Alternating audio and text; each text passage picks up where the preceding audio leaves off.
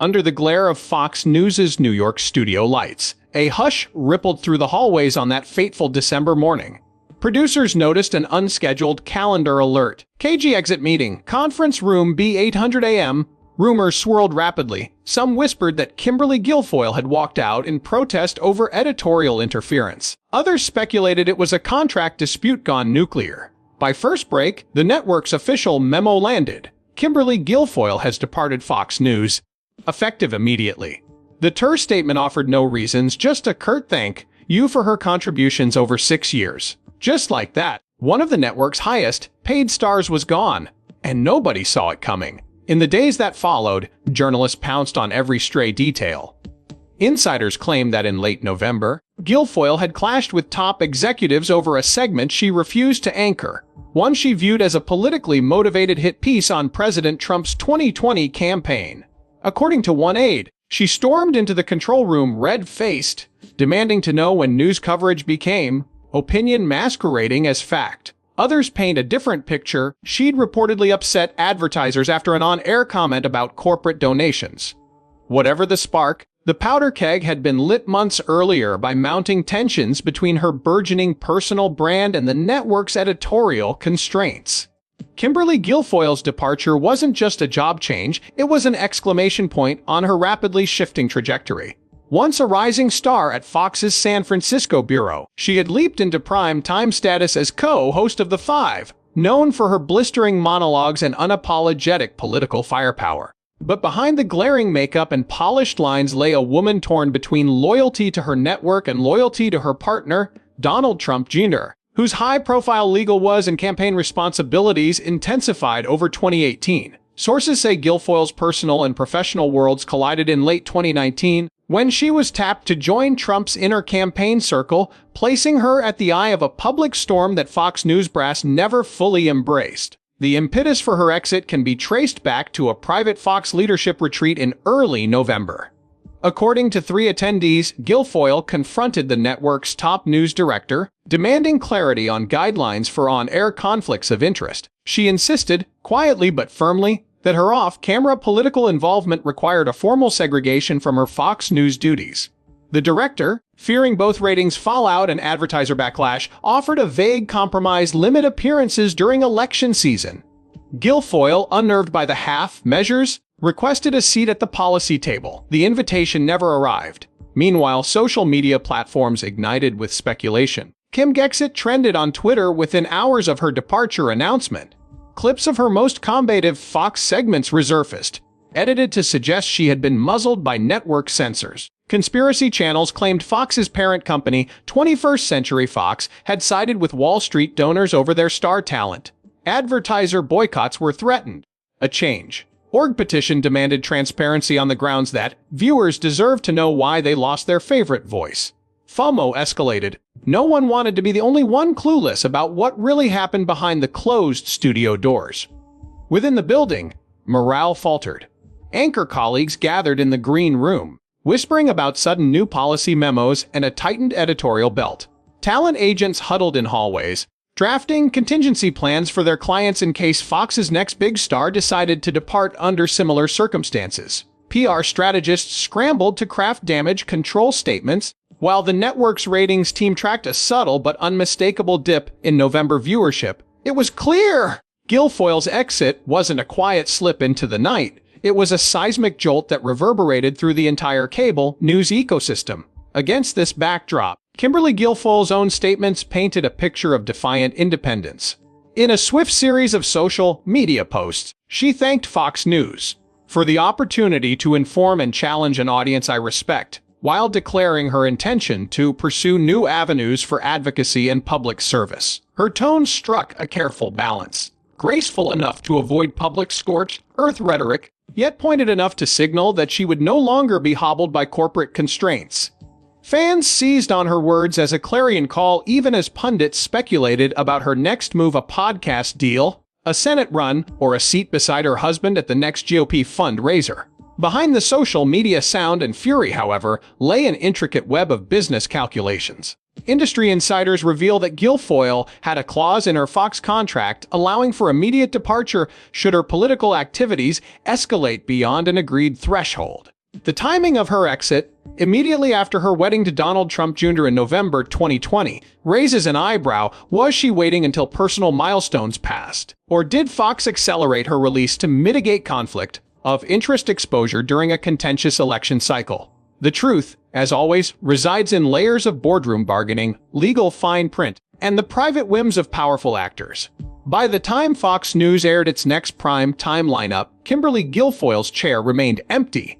A high-powered fill-in took her slot on the 5, while off-camera producers began vetting a new crop of pundits to maintain the network's politically charged edge. But viewers noticed something missing: the razor's edge of Guilfoyle's commentary, the charging energy that came with each pointed critique. Fox News executives would later acknowledge, in closed-door investor calls, that her departure cost the network its spark plug, leading to a period of introspection about the balance between talent autonomy and institutional control. Inside Fox News' Manhattan headquarters, the morning after Guilfoyle's departure felt eerily quiet. Hallways that typically buzzed with pre-air chatter were deserted as team leaders convened impromptu meetings on every floor. One senior producer, asked to remain anonymous, described a tense atmosphere.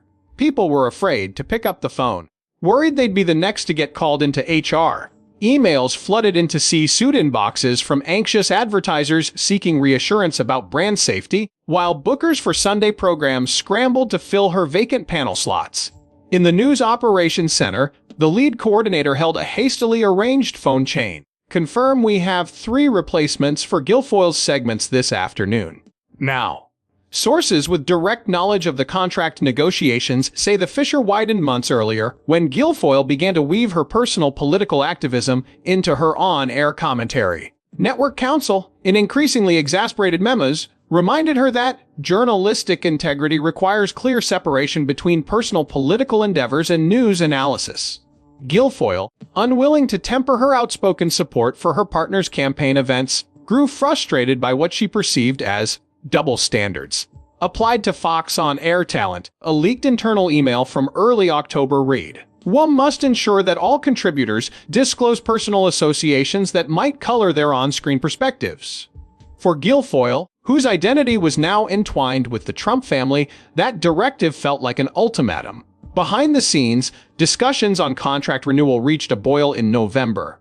According to a network negotiator, Guilfoyle's team proposed a hybrid arrangement. She would remain a paid Fox News contributor with flexible on-air commitments, freeing her to serve as an informal Trump campaign ambassador. Executives balked at the proposal, worried it blurred the line between news and political advocacy at a time when journalistic impartiality faced intense public scrutiny. The stalemate led to what insiders call a graceful exit agreement, whereby Guilfoyle would vacate her seat in exchange for a substantial payout covering the remainder of her multi-year deal. Meanwhile, word of her exit sent shockwaves through conservative media circles. Top podcasters debated whether Fox had fallen in line with the liberal media, or whether Guilfoyle had simply outgrown the network's corporate constraints. On social platforms, hyper-partisan influencers parlayed the news into fundraising drives, claiming that Kimberly was silenced for speaking the truth. Counter voices accused Guilfoyle of trading journalistic credibility for political ambition, branding her departure a self-inflicted wound. Through it all, Guilfoyle maintained a slender social media presence. A single post thanking colleagues and pledging continued engagement in public service work. No specifics were offered, but her playlist of retweeted campaign images and motivational quotes offered a roadmap of her next chapter. Fox News leadership refused on-camera interviews, but acknowledged the business impact in off-the-record conversations. A network vice president admitted that Guilfoyle's spiky personality drove high viewer engagement, particularly among the coveted 25 to 54-year-old demographic, but that her polarizing stance also triggered advertiser hesitancy. We lost at least 2 national sponsors in the last quarter, the VP confessed, companies that feared collateral backlash. Advertiser research showed mixed signals about viewer loyalty. While some audiences vowed to tune out until Guilfoyle returned, others applauded Fox for enforcing a boundary between social media campaigns and nightly commentary. As Guilfoyle's final pre-taped segment aired, an impassioned rebuttal of a Democratic candidate's healthcare plan, the network inserted an editorial disclaimer at the show's close. The views expressed are those of the contributor and do not necessarily reflect the positions of Fox News. That on-screen caveat, rare for prime-time commentary, underscored the network's desire to distance itself from her burgeoning political persona. Viewers noticed the shift, and web analytics recorded a 15% spike in search queries for Kimberly Guilfoyle news disclaimer. In the aftermath, Guilfoyle's talent agency pivoted swiftly. Within days of her exit announcement, they circulated a media availability notice, offering her as a keynote speaker on topics ranging from media bias and corporate censorship to woman leading in conservative politics. Event planners snapped up the opportunity. Her speaking fee reportedly matched her final year's Fox salary. Simultaneously, overtures came from digital news startups looking to bolster their conservative lineups. Sources say at least 2 GOP-aligned streaming platforms offered her a prime-time slot, complete creative control, no editorial veto. Negotiations were in early stages. Lou Dobbs's production team had already extended an invite for her to guest host his show. Back at Fox, the talent pipeline scramble was well underway. Producers accelerated grooming of younger commentators, some fresh from the network's junior reporter program, hoping to replicate Guilfoyle's combative style without the accompanying brand risks. A senior booker explained the strategy. We're looking for voices who can hold the line on policy debates, but will toe the network's established guidelines on disclosure and political affiliation. In the coming weeks, Fox announced the arrival of 2 new co-hosts to the 5, each fresh enough to inject vigor yet measured enough to avoid outright political campaigning on air. As the industry recalibrated, the legacy of Kimberly Guilfoyle's abrupt exit remained a cautionary tale, an exposé of the tenuous balance between a commentator's personal brand and the network's need for institutional stability. For her part, Guilfoyle seemed to embrace the transition with characteristic defiance. In a brief video posted to her new public figure page, she quipped, "They say you can't have it all.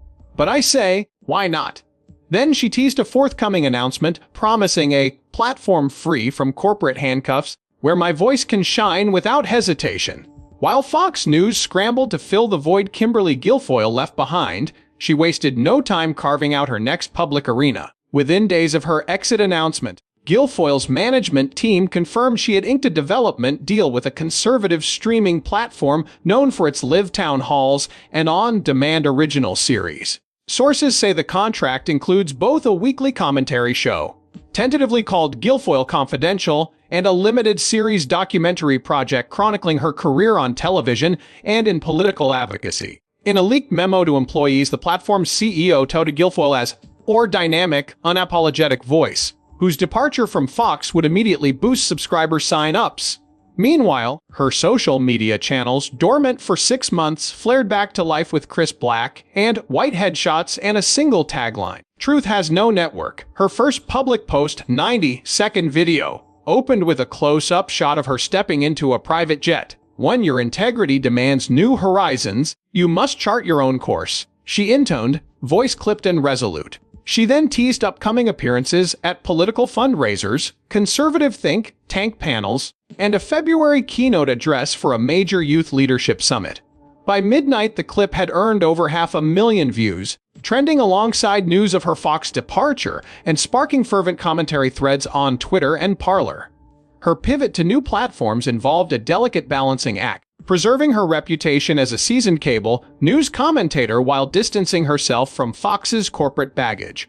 According to a close advisor, Guilfoyle insisted on full creative control, veto power over editorial content, and the right to repurpose her pre-existing Fox interview clips for her new shows. Negotiations reportedly centered on profit-sharing arrangements tied to streaming view metrics, with her team pushing for a 30% back-end stake in ad revenues, a level typical for a movie star, not a pundit.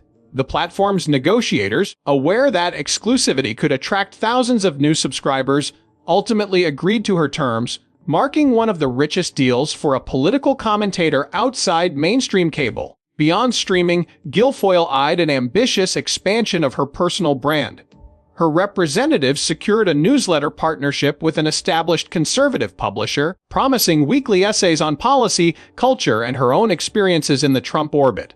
In a conference call with potential advertisers, she pitched the newsletter as the only mail you'll want in your inbox. Direct, informed, and unfiltered. Reports surfaced that at least 3 Fortune 500 companies expressed interest in branded sponsorships, provided no caucus or PES affiliations compromised their corporate image. While some brands balked at aligning with a figure so polarizing, others saw a demographic opportunity: her core audience of engaged, high-income conservative viewers. Meanwhile, whispers of a political run followed Guilfoyle as tenaciously as her Fox monologues once did. At a private dinner in Washington, D.C., senior Republican operatives speculated that she could become a formidable Senate candidate in a deep, red state like Wyoming or West Virginia. Places where her combative style and fundraising prowess would translate into ballot success. A strategist familiar with early recruit lists teased that Guilfoyle checks every box for a challenger who can self-fund, command media attention, and mobilize grassroots donors. She has publicly neither confirmed nor denied such ambitions, choosing instead to emphasize her commitment to advocacy rather than office holding, a message designed to keep both political backers and detractors guessing. On Capitol Hill, her departure from Fox sparked both relief and regret. Some legislators welcomed her exit, viewing her fierce on-air critiques as distractions from substantive policy debates. Others lamented the loss of her combative presence, arguing that her ability to draw viewers into heated discussions brought visibility to GOP messaging. Insiders say several House members reached out privately, inviting Guilfoyle to host limited town halls in their districts. Her advisors are considering a roadshow tour combining live streaming with in-person events, an analog echo of her Fox studio days, but without network constraints. In the wake of these developments, Fox News publicly downplayed the long-term impact of her departure. A senior programming executive told Variety on Background that the network's bench of talent was as deep as ever, noting that other contributors had stepped up viewership in her time slot. Internal memos stressed that ratings during mid-December had largely stabilized, attributing any temporary dip to the holiday period rather than Guilfoyle's exit. Nonetheless, industry analysts pointed out that her sudden absence created a rare moment of weakness for a network known for its unshakable prime time lineup. Yet critics argue that Guilfoyle's move transcends mere job hopping. She is recasting herself as a media entrepreneur. Observers note that her new content agreements align her more closely with platforms built around personality-driven narratives, rather than legacy news organizations bound by journalistic standards and advertiser sensitivities.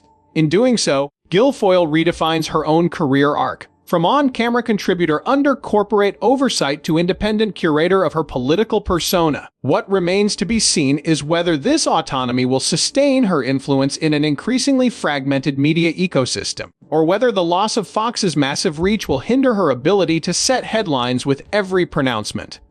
By the end of Section 3, Kimberly Guilfoyle had already transformed her abrupt Fox exit into a strategic launchpad, securing high-profile streaming deals, newsletter partnerships, and potential political trajectories. The question now is whether her newfound freedom will translate into lasting power, or whether the absence of a network safety net will leave her susceptible to the same turbulence that swallowed so many former pundits before her. Less than 2 months after her streaming contract was announced, Guilfoyle Confidential debuted to mixed reviews but undeniable buzz. The first episode aired on a Wednesday night and featured Guilfoyle sitting alone in a leather armchair against a backdrop of the U.S. Capitol dome illuminated in soft blue light. She opened with a 2-minute monologue decrying what she called the political correctness cartel, immediately racking up nearly 250,000 live streams in its first hour. Social media lit up with viewers praising her ferocity, while critics accused her of recycling old Fox News talking points to chase clicks. The platform's CEO crowd in an internal memo, Kimberly's launch surpassed any original series premiere in our history.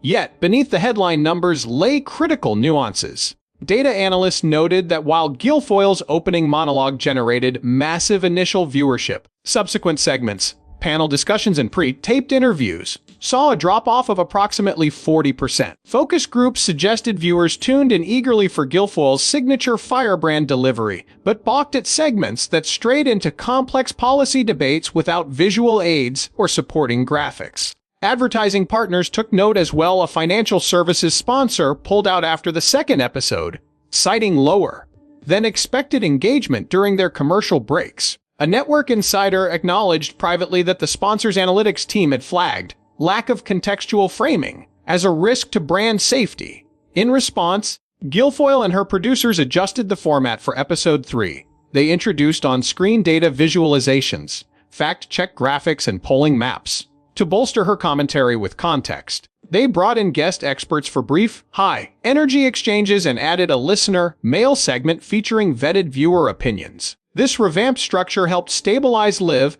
stream retention rates at around 80%, a level that advertisers deemed acceptable. One CMO of a national telecom brand publicly endorsed the show's data-driven pivot. They recognized early the need for nuance, she told Adweek, and made swift changes I haven't seen from legacy cable programs.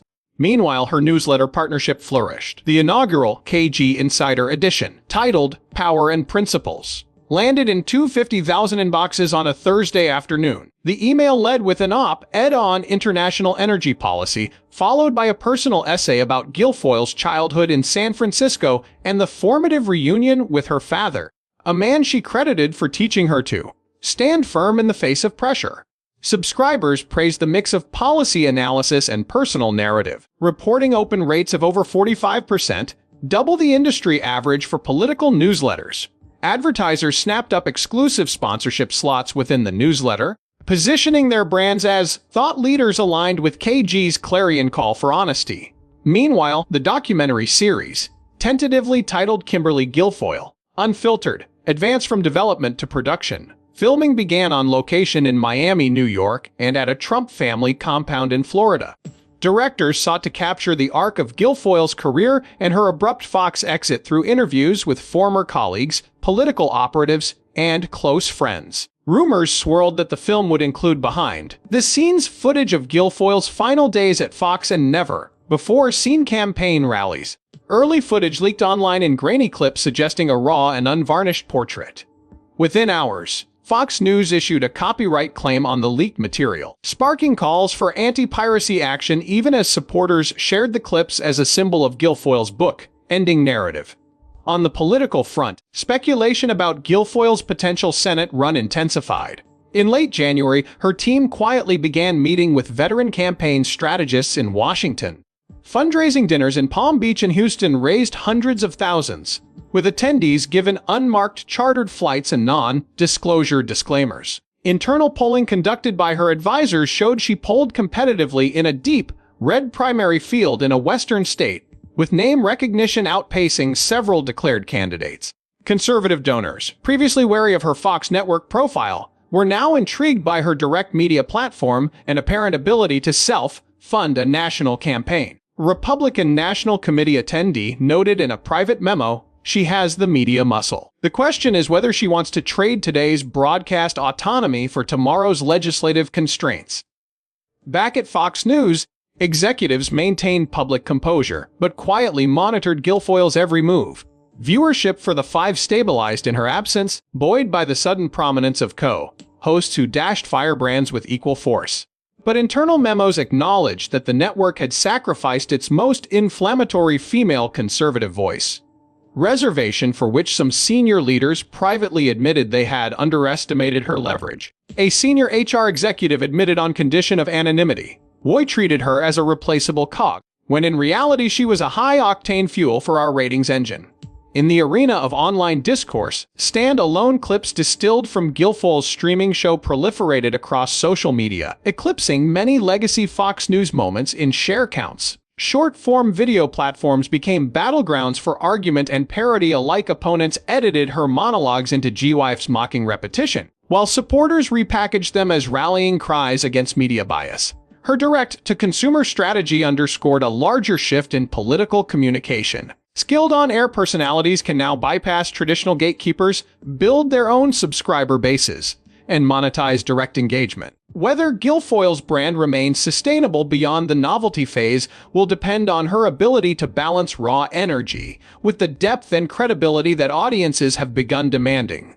By the close of Section 4, Kimberly Guilfoyle had demonstrated both the opportunities and pitfalls of independence from a major network. Her streaming debut proved she could mobilize viewers and advertisers on her own terms, but underlined how much institutional infrastructure Fox News provides, from production resources to real-time analytics support.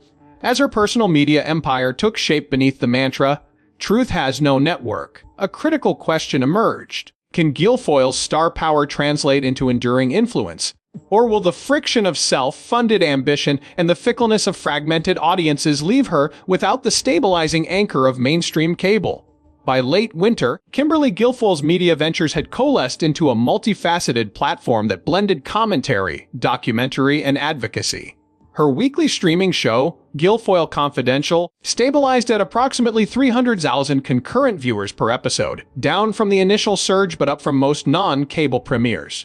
Advertisers returned, drawn by the show's data-rich segments and loyal audience demographics: 65% male, 58% ages 35-64, and high consumer spending indices in the technology and financial sectors. Major sponsors included a national banking chain and a legal services marketplace, each running bespoke KG Insight spots where Guilfoyle answered viewer questions on policy and leadership.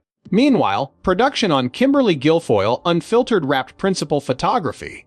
The series of 3-hour-long specials offered unprecedented access to campaign offices, behind-the-scenes Q&A sessions with conservative thought leaders, and candid interviews with former Fox colleagues. Notable moments in the footage included Craig Shirley, biographer of Ronald Reagan, describing Guilfoyle's strategic acumen, and Representative Elise Stefanik comparing her on-air precision to a fighter pilot's clarity under fire.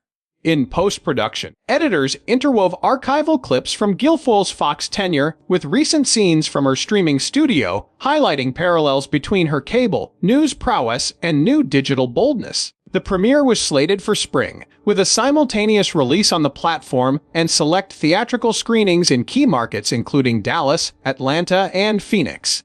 As the documentary neared release, speculation about Guilfoyle's political future reached fever pitch. Insider newsletters circulated rumors that she had filed exploratory paperwork for a Senate campaign in Nevada, pointing to campaign staff recruiting volunteers discreetly on social media channels. A leaked memo from a Republican strategist advised state party chairs to watch for a KG wave among suburban women voters disillusioned with establishment candidates. Conversations in private club circles in Las Vegas referenced her fundraising network. An email fundraising blast had raised $1.2 million in less than 48 hours, elevating her to the top tier of prospective GOP contenders for 2026. Guilfoyle's advisors, however, maintained that she remained focused on media and advocacy, declining to comment on personal ambitions. Concurrently, Guilfoyle expanded her footprint in the podcast sphere. Her new interview series, Truthcast with KG, featured one-on-one conversations with thought leaders across domains. Education reformer Dr. Ben Carson discussed school voucher policy, former UN Ambassador Nikki Haley analyzed foreign affairs, and best-selling author Jordan Peterson examined personal responsibility in modern life. Each episode ran 45-60 minutes, interspersed with Guilfoyle's personal anecdotes about motherhood, marriage, and media scrutiny. The podcast grew from 0 to 150,000 weekly downloads in 2 months, impressive metrics in a crowded field. Premium subscribers gained access to bonus KG Confidential rounds, extended interviews, and behind-the-scenes comments, driving revenue through a tiered subscription model that mirrored successful op-ed platforms. Guilfoyle's brand also ventured into philanthropy through the launch of the KG Leadership Initiative, a nonprofit aimed at training young women in public speaking, media literacy, and civic engagement. Pilot workshops held in Miami, San Francisco, and Charlotte drew hundreds of applicants. 50 fellows were selected for an intensive weekend boot camp featuring mock interviews, on-camera coaching, and networking dinners with political operatives and media executives. Corporate sponsors covered tuition, and a scholarship fund allowed low-income participants to attend free of charge. Guilfoyle herself delivered keynote speeches at each workshop, emphasizing the importance of speaking truth with conviction and urging attendees to reclaim the public square from fear and silence. On Capitol Hill, Guilfoyle's media ascendancy prompted both cautious interest and open criticism. Some lawmakers privately speculated she could mobilize distracted suburban constituencies and would be a formidable campaigner. Others warned that her combative style risked polarizing moderate swing voters. In response, Guilfoyle began softening her public tone on certain issues. Segments of Guilfoyle Confidential shifted to common ground conversations, where she invited guests with opposing views, urban mayors, labor union leaders, and educators, to discuss solutions rather than score political points. While some die-hard fans criticized the experiment as a sellout, early indicators showed a 20% uplift in viewership among the 18-34 demographic, validating her strategy to broaden appeal. Guilfoyle's new ventures also sparked renewed scrutiny of her public persona. Media watchdogs analyzed her compensation deals, questioning whether her lucrative streaming arrangement blurred lobbying lines given her ties to the Trump family. Ethics groups demanded clarity on whether her programming constituted paid political advocacy, urging the Federal Election Commission to review distinctions between commentary and campaign work. Guilfoyle's team prepared compliance memos clarifying that her on-air content was not coordinated with any campaign, while her political fundraising remained separate under FEC guidelines. That transparency staved off formal investigations, though the debate signaled that her media empire might face regulatory headwinds if she chose to enter electoral politics. By the end of Section 5, Kimberly Guilfoyle had firmly established a diversified platform, a streaming series with data-driven commentary, a soon-to-be-released documentary, a rapidly growing podcast, and philanthropic initiatives training future female leaders. While whispers of political candidacy persisted, her immediate focus remained on amplifying her own narrative, unfettered by network memos and editorial vetoes. Whether this constellation of media and advocacy projects would propel her into elected office or cement her legacy as a pioneering media entrepreneur would hinge on her ability to sustain viewer engagement, expand her audience beyond core supporters, and navigate the fine line between punditry and policy making. By early summer, metrics from Guilfoyle's streaming series and digital ventures painted a clear picture of her foothold in the media landscape. The platform's analytics showed Guilfoyle Confidential not only retained core viewers, but also attracted younger audiences seeking bold commentary unfiltered by traditional networks. Playback completion rates hovered near 85%, outperforming many mid-tier cable programs. Meanwhile, Kimberly Guilfoyle Unfiltered surged into the top 3 most viewed titles on the service during its debut weekend, earning praise for candid behind-the-scenes footage and testimonies from prominent political insiders. This dual success validated Guilfoyle's decision to trade mainstream exposure for ownership of her content and brand. Buoyed by these achievements, Guilfoyle launched a digital theater adaptation of town hall-style presentations, produced in collaboration with a Dallas theater collective. The limited-run event blended live online performances with interactive chat features, letting remote viewers submit questions that shaped each show's direction in real time. Tickets sold out for all 3 premiere dates in under 24 hours, prompting early talks of expansion to Nashville and Phoenix. Reviewers hailed the format as a new model for political engagement, noting audiences felt personally invested in both the conversation and the theatrical narrative. Meanwhile, the KG Leadership Initiative's spring cohort wrapped its inaugural boot camp in Miami with a public showcase of fellows' presentations on civic engagement. One standout speaker, a 19-year-old community organizer from Orlando, advocated for youth representation on local school boards. Guilfoyle appeared at the final ceremony to deliver keynote remarks, urging attendees to apply the same passion you bring to social media toward real-world impact. Participants reported a 25% increase in civic participation in follow-up surveys, with new volunteer signups and campaign contributions rising notably. Speculation about a potential Senate campaign intensified in political circles. An internal polling memo leaked in June showed Guilfoyle leading a hypothetical primary field in a western state by 10 points over declared contenders, buoyed by strong name recognition and fundraising prowess. Republican operatives praised her ability to self-fund and draw significant grassroots support. Guilfoyle's team, however, maintained public ambiguity, issuing statements that emphasized her commitment to media and advocacy rather than elective office. Yet Guilfoyle's emergence as a media entrepreneur and prospective candidate drew renewed scrutiny from ethics watchdogs. 3 nonprofit groups filed complaint letters with the Federal Election Commission requesting clarification on whether revenue generated by Guilfoyle Confidential and her podcast qualified as campaign contributions. Her legal counsel responded with a detailed memo asserting full compliance with FEC rules and stressing the independence of her production entities from any political committee. While no formal FEC inquiry has been launched, insiders reveal the commission is monitoring for new precedents at the intersection of digital media revenues and political activities.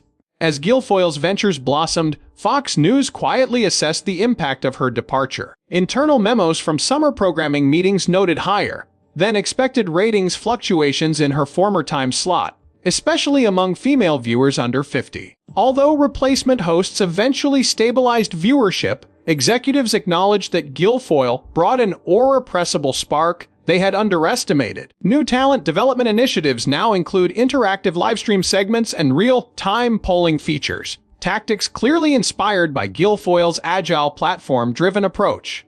Ultimately, Guilfoyle's evolution from a Fox News firebrand to an independent content producer tested her ability to juggle varied roles. She remained a lightning rod for both admiration and criticism, her brand built on the confrontational style that fueled her rise. At the same time, she needed to demonstrate sustainable depth, balancing incendiary monologues with data-driven analysis and credibility. Her success hinged on engaging a broad audience while maintaining authenticity in an attention economy that rewards novelty yet punishes inconsistency. As Section 6 closes, Kimberly Guilfoyle's journey stands as a case study in modern media entrepreneurship and political branding. From a sudden network exit, she has built a diversified platform, streaming commentary, documentaries, podcasts, philanthropy, and possible office seeking, all under her own creative control. Whether she will parlay this momentum into legislative power or cement her legacy as a pioneering media entrepreneur remains to be seen. What is clear is that in an era of fractured media, Guilfoyle has charted her own course, proving that when truth has no network, a determined personality can influence across screen, stage, and ballot alike.